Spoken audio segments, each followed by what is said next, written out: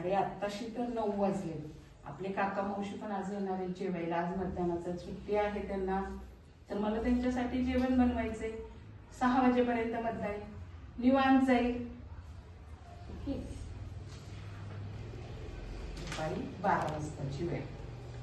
आई 12 वाजले, तू कधी जाणार आहे मतदानाला? अरे आत्ताच एवढा स्वयंपाक झालाय, जेवण झालीये, आता जरा झोपते 2 तास. 6 वाजायला भरपूर वेळ, नंतर जाईल मतदान करायला. दुपारी 4 वाजताची वेळ. आई 4 वाजले तर अजून गेली का नाही मतदानाला? अरे हो की, 4 वाजले की. चला आता आधी चहा पिते, आत्ताशी झोप झाली, चहा पिते आणि निवांत जाते. आता लाईन असेल खूप तर जाते मतदानाला. संध्याकाळी 5-5:30 ची वेळ. आई 5:30 वाजले तर अजून गेली का नाही?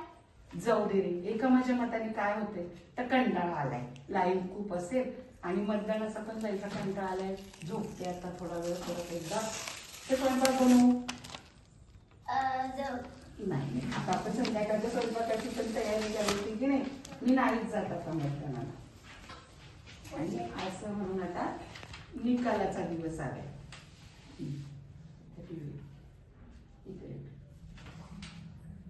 काय बघतोयस रे मृदंग? मतदानाचा कोण आहे ते रिझल्ट बघतोयस का? हा नव्हता रे निवडून यायला पाहिजे, कसं काय आला रे? आई मतदान करायला पाहिजे.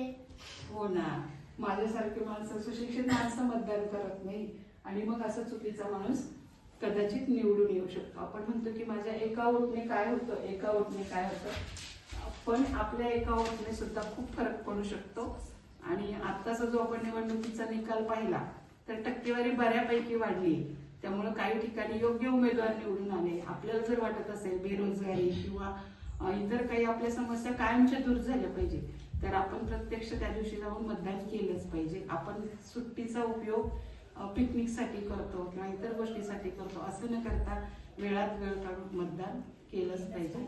मतदान हा आपला हक्क आहे, त्याबरोबर एक कर्तव्य सुद्धा आहे. आम्ही प्रत्यक्षात केलं आहे, तुम्ही पण जरूर करा आणि योग्य उमेदवार निवडून द्या. धन्यवाद.